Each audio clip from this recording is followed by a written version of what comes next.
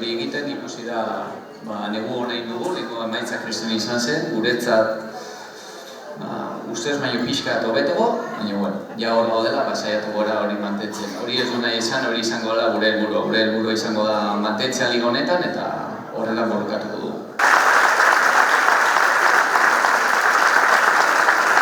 Helburua, esan dugu moduan, saiatzea etera, euskotrenera igotzia eta kontzara zainkatzea, ez?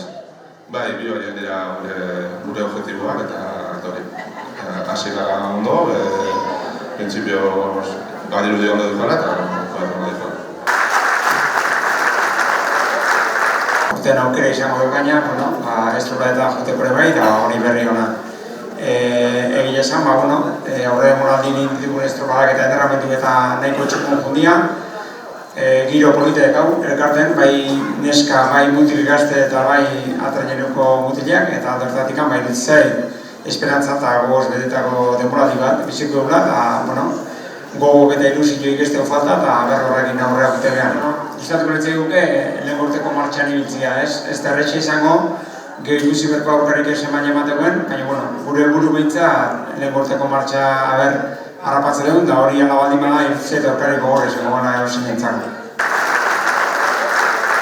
Egia esan, gaur oso pozik, Irurte egon gara gaurko egitaldi hau antolatu ezinik.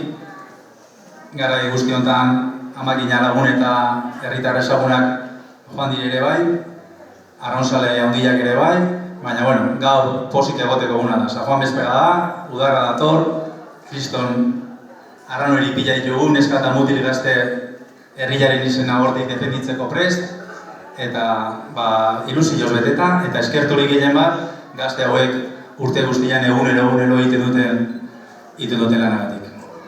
Hemen ari direnak gehi, eta hori oso presente dugu, Sevillaldian direnak, beste mailetan ari direnak, eta hori ikusten dugu dela gure herri honen indar gune bat. Formatzen dira, zuek alduzien guztia ematearekin.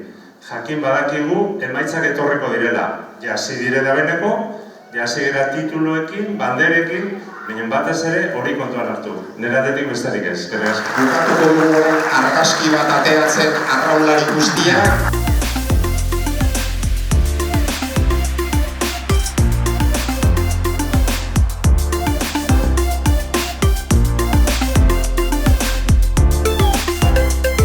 Orain hasiko gara dedikazioarekin, guk ordea zimeltzen ez denagatik.